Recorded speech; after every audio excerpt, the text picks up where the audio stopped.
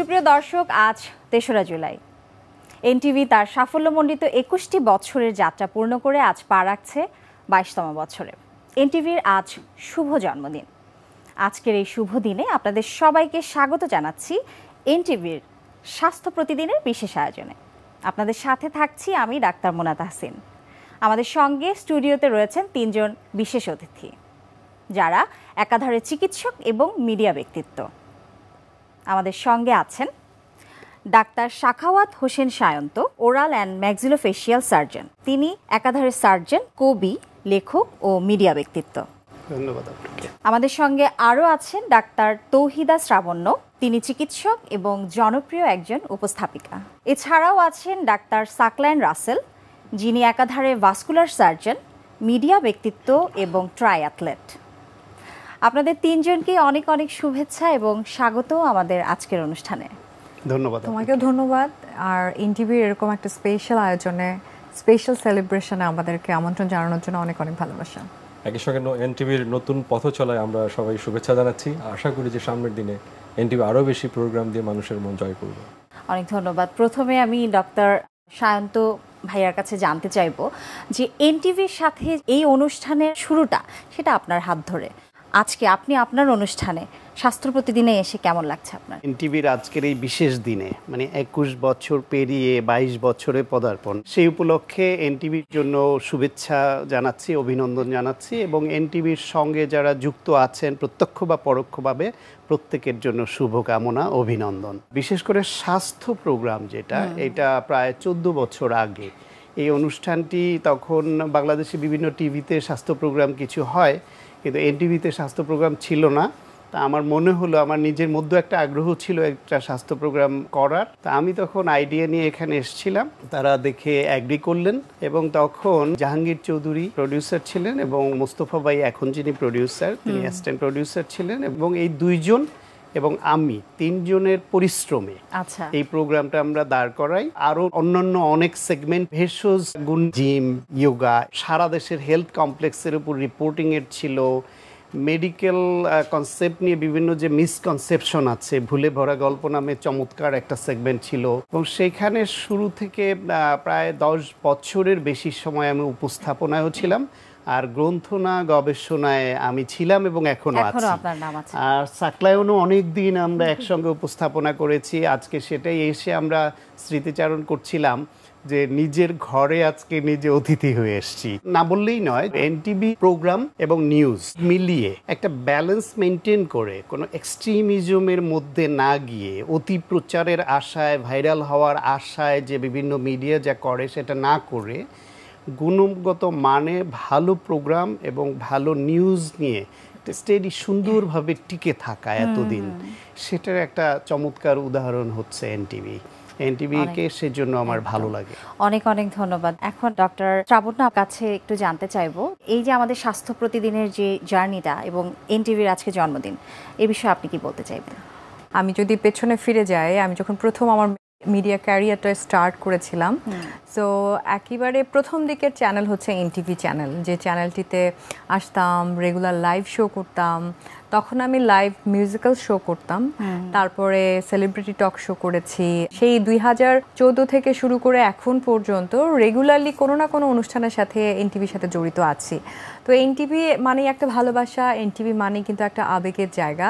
যখনই এনটিভিতে আসি অন্যরকম একটা ভালো লাগা, ভালোবাসা কাজ করে, ওনারশিপ কাজ করে যে না, এটা আমার জায়গা, এই জায়গাটা আমি বিলং করি।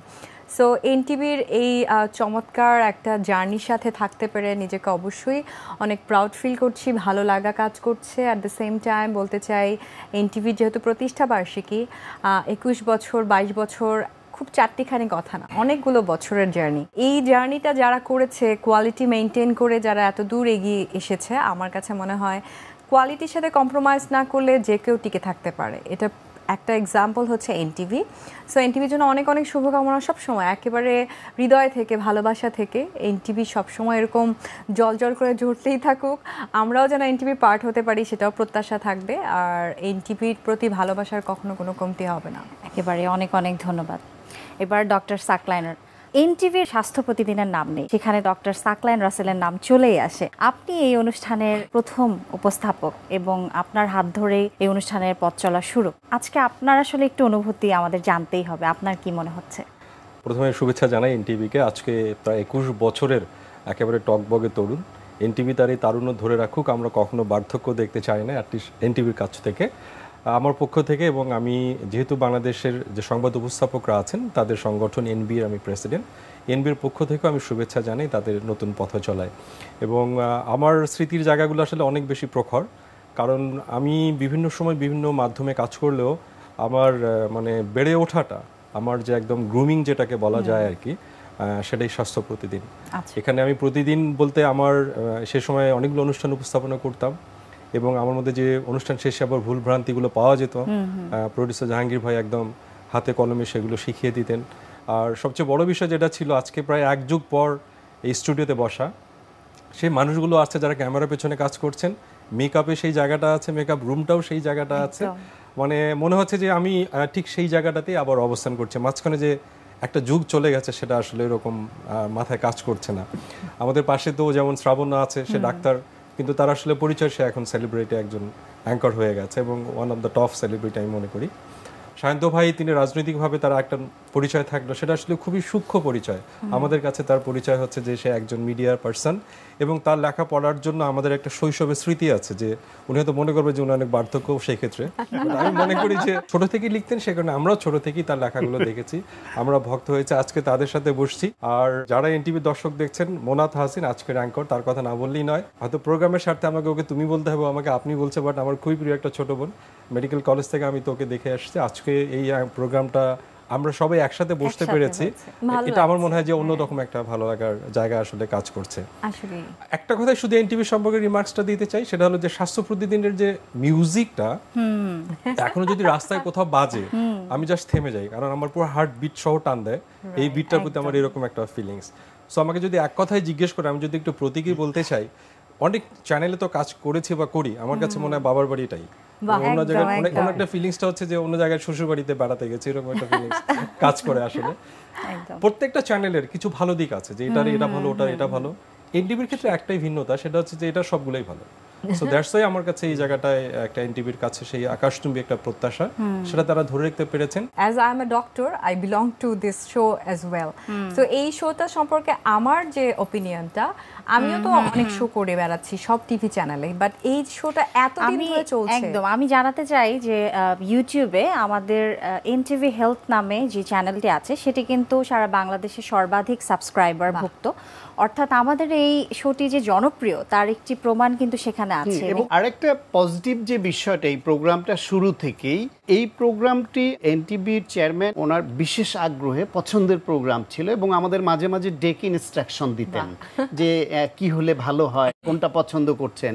কিন্তু আমার যেটা ভালো লেগেছে যে এতগুলো বছর ধরে যখন একটা প্রোগ্রাম প্রত্যেক দিন চলছে, that means how much dedication and hard work. এই প্রোগ্রাম রিলেটেড উপস্থাপক, আমি ক্যামেরার পেছনে যারা, সামনে যারা, আমাদের মানে এনটিভি রিলেটেড এভরিওয়ান, সবাইকে আমি অনেক বেশি সাধুবাদ জানাতে চাই, কারণ এরকম একটা প্রোগ্রাম এতদিন রান করাটা চারটিখানি কথা না।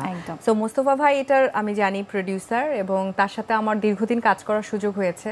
আই নো যে উনি কীরকম মানুষ, উনি কিভাবে কাজ করেন, কোয়ালিটিকে কখনো কম্প্রোমাইজ না করে, বা একটা শোকে কতটুকু ওন করা যায়, এটা কিন্তু অন্য টিভি চ্যানেলে আমি প্রডিউসারদের মধ্যে ওই জিনিসটা পাই না। বাট তারপরেও এই প্রোগ্রামটার আমি আরও অনেক বেশি উত্তরোত্তর আরও সাফল্য কামনা করছি, এবং স্বাস্থ্য রিলেটেড এরকম সুন্দর শো, পরিমার্জিত শো যেন বাংলাদেশের প্রত্যেকটি ঘরে ঘরে ছড়িয়ে পড়ে। এনটিভি সেই দায়িত্বটা নিয়েছে, সেটার জন্য অনেক অনেক শুভকামনা। একটা ইন্টারেস্টিং একটা জাস্ট ইনপুট দেই, সেটা হলো যে এত ভোরবেলা প্রোগ্রাম হতো, শুরুতে আরো আগে ছিল, তা আমি খুব কমপ্লেইন করতাম যে ভাই একটু ঠেলে ঠেলে একটু দুপুরের দিকে নেন। অনেক কষ্ট করে পরবর্তীতে এটা কিন্তু আবার রিপিট করা হয়েছে দুপুরবেলা, আমরা পরে রাত 12টার দিকে পুনঃপ্রচার হতো। তো একটা সময় দেখলাম যে এই সময়টা আবার যারা বিশেষ করে ইউকে এই জায়গাগুলোতে আছে। আচ্ছা। তো আমি তখন দেখলাম যে সারা ওয়ার্ল্ডে এই প্রোগ্রামটা দেখছে, কারণ তাদের জন্য সেটা প্রাইম টাইম। ওকে। এবং আমাকে একজন বলল যে আপনি কল্পনাও করবেন না যে আমাদের যে ইউকেতে যে বাংলা পাড়া যেটা আছে, সেখানে যে বাঙালিরা যেখানে বাস করে, সেখানে এই প্রোগ্রামটা কতটা জনপ্রিয়। আচ্ছা। তারপর আমার আক্ষেপ কিছুটা কমে গেল। এরপরে একদিন আমি ওই রংপুরে যাচ্ছিলাম, আমি রাস্তায় একটা 3টার সময় বাস ব্রেক করলো, আমি ওখানে একটা চিপস কিনতে গেলাম। তো চিপস কিনতে যাওয়ার সময় দেখি যে ওই দোকানদার আমাকে বলছে আপনাকে আমি এনটিভিতে দেখি। তখন মনে হচ্ছে যে না, প্রোগ্রামের টাইম ঠিক আছে। মানে শুরুতে আসলে এরকম মানুষ দেখে আসলে অনেক দেখে। এবং আমি ডাক্তারদের, আর তুমি জানো যে ডাক্তারদের একটা কমপ্লেইন আছে যে তাদের ভালো ভালো জিনিসগুলো সাংবাদিকরা প্রচার করে না, টিভি চ্যানেলে পৌঁছে না। তখন আমি তাদেরকে বলি যে এনটিভি প্রত্যেক দিনই স্বাস্থ্য প্রতিদিন নামে একটা অনুষ্ঠান করছে, যেখানে ডাক্তারের কথা সাধারণ মানুষের কানে পৌঁছাচ্ছে এবং সেখানে একজন ডাক্তার থাকে। সো পৌঁছাচ্ছে না সে কথাটা না, এই দায়িত্বটা কিন্তু অনেকটাই পালন করছে এনটিভি স্বাস্থ্য প্রতিদিন অনুষ্ঠানের মাধ্যমে। ভাইয়া আপনার কাছে ফিরে আসি, স্বাস্থ্য বিষয়ক তো নানাবিধ অনুষ্ঠান আমরা দেখতে পাই। আপনার কি মনে হয় এটি আমাদের দেশ সমাজ এর উপর কি রকম প্রভাব ফেলছে এবং স্বাস্থ্য খাতে এর গুরুত্ব কতটা, আপনি কি মনে করছেন? ডেফিনেটলি অনেক পজিটিভ প্রভাব ফেলেছে। যেটা এর আগে বলতে শুরু করেছিলাম যে শেষ করতে পারিনি, সেটা হচ্ছে যে এনটিভির এই স্বাস্থ্য প্রতিদিন প্রোগ্রামটা একটু অন্য যে কোনো চ্যানেল থেকে একটু ভিন্ন ধরনের, কারণ এখানে অনেকগুলা বিষয় ছোট ছোট করে হলেও আনা হয়। আবার বিশেষ বিশেষ দিবসে ওই বিষয়ের উপর বিশেষ আলোকপাত করা হয়। এবং সেই ক্ষেত্রে এই অনুষ্ঠানে আমরা শুরু থেকেই, এখনো আপনারা করছেন, যে ওই বিষয়ের সঙ্গে সংশ্লিষ্ট প্রশাসনিক ব্যক্তি, সরকারের ঊর্ধ্বতন কর্মকর্তা, সচিব, এমনকি মন্ত্রী মহোদয়, তারা পর্যন্ত অনুষ্ঠানে আসেন। ফলে ওই বিশেষ দিনে, স্বাস্থ্য বিষয়ক যে কোনো বিশেষ দিনে তাদেরকেও এনে যখন বিভিন্ন এই সমস্যাটা কোথায়, সমস্যাটা উত্তরণের পথ কী, সেগুলো নিয়ে কিন্তু আলোচনা হয়। ফলে প্রতিদিন যে আমরা স্বাস্থ্য, পুষ্টি এইসব নিয়ে যে আলোচনা চলছে, তার পাশাপাশি কিন্তু রাষ্ট্রীয় সামাজিক প্রাতিষ্ঠানিক যে ইমপ্রুভমেন্ট দরকার হেলথ সেক্টরে, সেটা নিয়েও কিন্তু আলাপ হয়।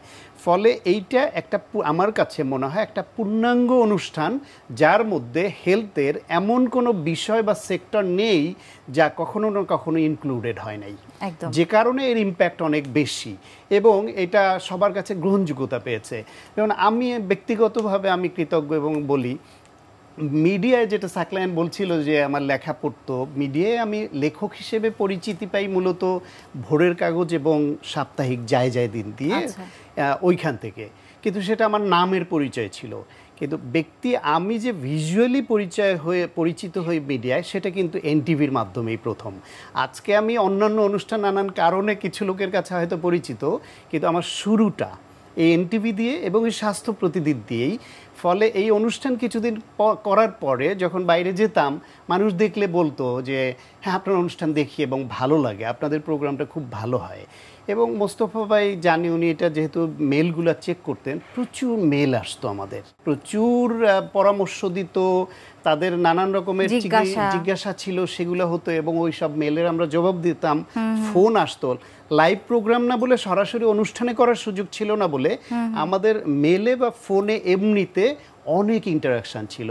ফলে আমরা বুঝতে পারতাম যে একটা হেলথ প্রোগ্রাম দিয়েও যে মানুষের মনে দাগ কাটা যায়, জনপ্রিয় হওয়া যায়, ভালো কিছু করা যায় এবং দোয়া পাওয়া যায়, ভালোবাসা পাওয়া যায়, সেটা হেলথ প্রোগ্রাম হিসেবে স্বাস্থ্য প্রতিদিন করেই বুঝেছিলাম। একেবারে অনেক ধন্যবাদ। আমি আপুর কাছে জানতে চাইবো যে এই যে এই ধরনের স্বাস্থ্য প্রোগ্রামগুলো হচ্ছে এবং অনেক সময় দেখা যায় যে সেটির যে ডিউরেশন আপনি একটু আগেও বলছিলেন, সেটি কিন্তু আসলে হয় দেখা যায় ক্ষণস্থায়ী থাকছে, বা কিছুদিন যাবার পর হয়তো অনুষ্ঠানটি বন্ধ হয়ে যাচ্ছে। তো আপনার কি প্রত্যাশা যে আসলে স্বাস্থ্য প্রতিদিনের আর কি করা যায়, বা আমরা কিভাবে আরো ভালো করতে পারি এবং আরো এগিয়ে যেতে পারি, আপনার কি বলার আছে? অন্যান্য চ্যানেলে যে স্বাস্থ্য বিষয়ক শোগুলো দেখা যায়, সেগুলো গতানুগতিক এবং দায়সারাভাবে করা হয়, মানে করার জন্য একটা শো করা। কিন্তু এই শোটা বোঝাই যাচ্ছে যে পেশাদারিত্ব হোক দায়িত্ববোধের জায়গায় হোক, এটা আসলে অন্য শো থেকে একেবারেই আলাদা। এখানে বসে আছি জন্য বলছি না, দ্যাটস এ ট্রু ফ্যাক্ট, এবং ট্রুথ ইজ অলওয়েজ বিউটি। আমার কাছে মনে হয়েছে যে এতগুলো বছর এটা চলছে, তার মানে এটা চারটিখানি কথা নয়, এবং আপনিও বললেন একটু আগে যে এটা হচ্ছে অনেক জনপ্রিয় একটা শো। আর এই শোয়ের যে পার্টগুলো, মানে স্বাস্থ্য বিষয়ক, স্বাস্থ্য তো শুধুমাত্র ফিজিক্যাল সব কিছুই তা না, আর অনেক কিছু থাকে, মেন্টাল ওয়েলবিং থাকে, আমাদের অনেক সোশ্যাল স্ট্যাটাস, অনেক কিছু থাকে। তো সব কিছুকে টাচ করা বা কম্বাইন করে কম্পাইল করে এত চমৎকার একটা শো এতদিন ধরে প্রত্যেক দিন হচ্ছে, মানুষের কাছে পৌঁছে দেওয়ার জন্য মানুষের আসলে জরুরি যে প্রয়োজনগুলো, সেদিক থেকে ইভেন তো আমি কোভিডের সময়কার কথাও বলতে পারি, তখনও কিন্তু এই শোটা বন্ধ হয়নি, এই শোটা চলেছে, আমি এটা জানি। তো এরকম যুগের সাথে যা যা প্রয়োজনীয় একটা সময়, আসলে কিন্তু সময়ের সাথে আমাদের অনেক কিছু নতুন নতুন যুক্ত হয় চাহিদা, সেটা স্বাস্থ্য হোক, সেটা আমাদের সোশ্যাল স্ট্যাটাস হোক, মেন্টাল স্ট্যাটাস হোক, ওয়েলবিং হোক, সব কিছুর সাথে। তো স্বাস্থ্য সব কিছুকেই ইনক্লুড করে। যারা টিনেজার আছে, এখনকার সময়কার টিনেজার, তাদের মেন্টাল ওয়েলবিংটা কিন্তু অন্যদের থেকে ডিফারেন্ট। সো তাদের মতো করে যদি কোনো একটা টপিকস নিয়ে আসা যায়, আমি কথার কথা বলছি, বা যারা ওল্ড এজ, এখন আমরা সবাই জানি যে এখানে ভাস্কুলার সার্জন রয়েছে, বা দুইজন আমার দুইজনই সার্জন, সার্জন, তো তাদের কাছ থেকেও জানতে চাইবো যে লেটেস্ট যে ট্রিটমেন্ট বা পদ্ধতিগুলো আবিষ্কৃত হচ্ছে, সেগুলো এই শোতে ইনক্লুড করা হয়েছে, আমি জানি। সেগুলো দর্শকের কাছে আরো সুন্দর করে যেন পৌঁছে দেয়া যায়, যে কোথায় কোথায় এগুলো পাওয়া যাচ্ছে, কোথায় কোথায় ট্রিটমেন্টগুলো হচ্ছে। জনগণের যা জানতে চাচ্ছে ঠিক তাই। আমরা খাবার নিয়ে অনেক বেশি টেনশনে রয়েছি, খাবারটা আমরা কিভাবে খেতে পারি বাসায় প্রসেস করে, তাই না? এরকম আরো মানে যুগের সাথে আরো বেশি আপগ্রেড কিভাবে করা যায়। আসলে নলেজ ইজ পাওয়ার, সব সময় বলি, সময়ের সাথে সাথে নিজেকে মানিয়ে নিতে পারলেই সেটা অনেক বেশি পৌঁছে যাবে। একেবারে অনেক অনেক ধন্যবাদ ডক্টর সাকলায়েন রাসেল। আপনি জানাবেন যে আপনি বলছিলেন যে আপনার আরো ভালো কিছু প্রত্যাশা আছে, আমাদেরও আছে, আমরা সবাই চাই ভালো কিছু হোক, আমরা সর্বোচ্চ জায়গায় পৌঁছাতে পারি। স্বাস্থ্য প্রতিদিনকে নিয়ে আপনার কি বলবার আছে? আমরা আর কি করতে পারি যার মাধ্যমে আমরা দর্শকপ্রিয়তা আরো অর্জন করতে পারবো? প্রথম কথা হচ্ছে যে দর্শকপ্রিয়তা আল্লাহর মতো অনেক আছে, দুটো ধরে রাখবার জন্য এবং এটাকে অর্থবহ করবার জন্য আমার কিছু স্পেসিফিক উপদেশ, আমি বলবো না, যে পরামর্শ আছে বা আমি চাই সেই জিনিসগুলো। একটা হচ্ছে যে আপনি এই মুহূর্তে জানেন যে বাংলাদেশের অনেক রুগী জানে না যে তার দেশেই চিকিৎসাটা অ্যাভেলেবল। সো কোথায় গেলে সে সুচিকিৎসাটা পাবে এটি একটু তুলে ধরা প্রয়োজন। এবং অনেক সময় অনেক রুগীরা কিন্তু বাইরে যাচ্ছে, তারা জানেও না যে যে জায়গাটায় তারা যাচ্ছে তার থেকে ভালো চিকিৎসক, ভালো চিকিৎসা ব্যবস্থা এই দেশেই আছে, জানে না বলেই তারা যাচ্ছে। এই জায়গাটা যদি কোথায় ভালো চিকিৎসা আছে এই জায়গাটা যদি করতে পারে, স্বাস্থ্য সেবাটাকে তুলে ধরতে পারে, এটা একটা ভালো হবে।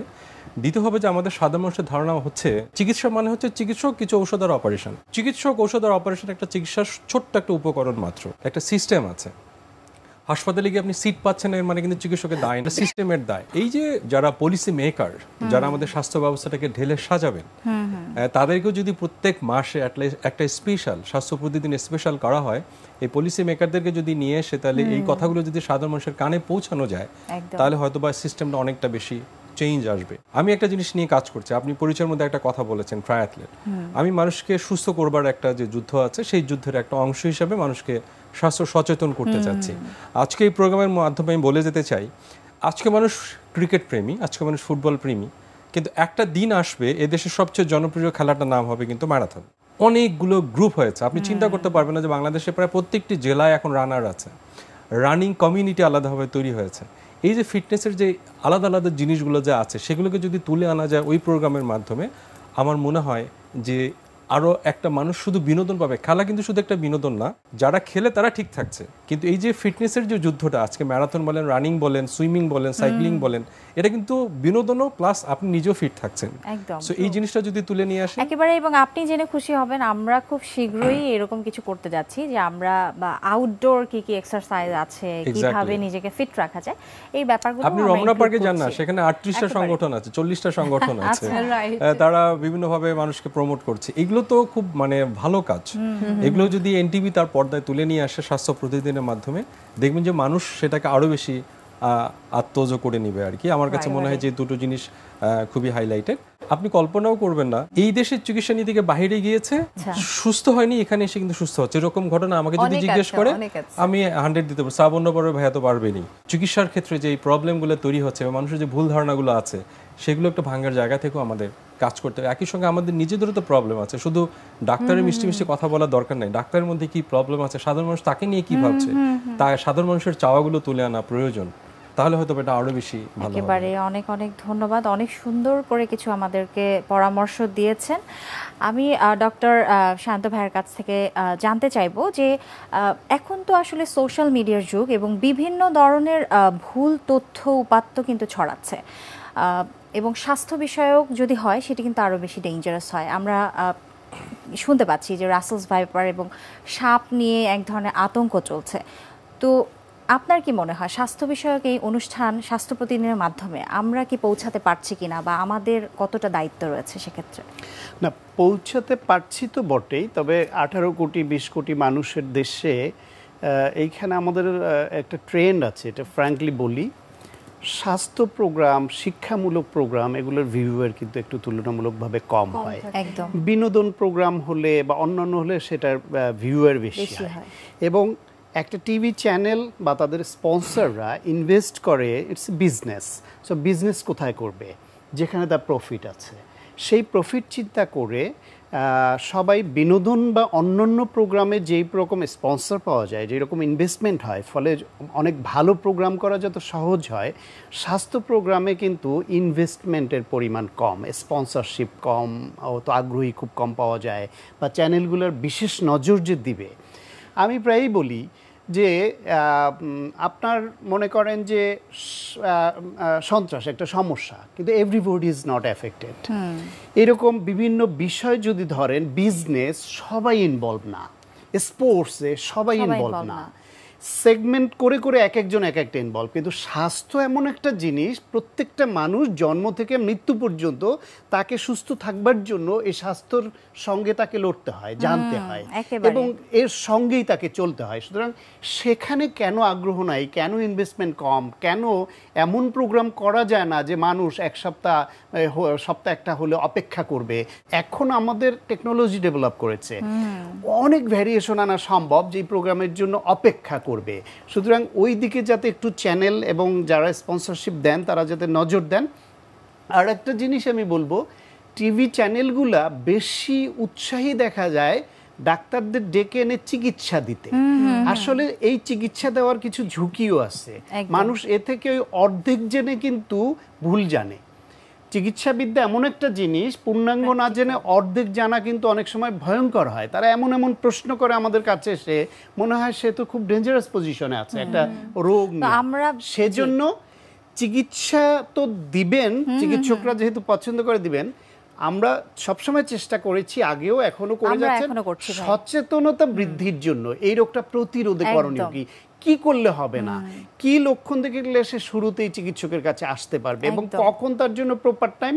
এবং প্রত্যেকটা অনুষ্ঠানে আমরা শুরু থেকে রাখছি, এখনো আছে, যে এই চিকিৎসা বাংলাদেশেই সম্ভব এবং অনেক কম খরচে সম্ভব, সুতরাং বিদেশে যাওয়ার প্রয়োজন নেই।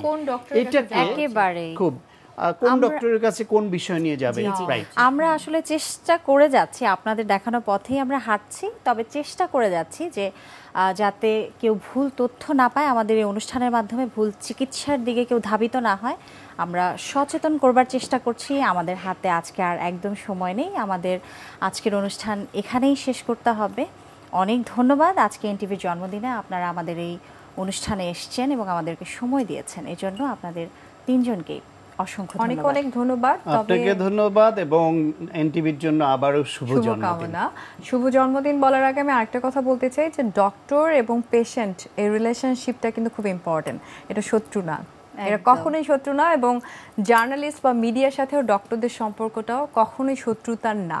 যত বেশি গ্যাপটা এই জায়গাটায় হবে, তত বেশি সাধারণ মানুষ মানে দুর্ভোগ পোহাবে।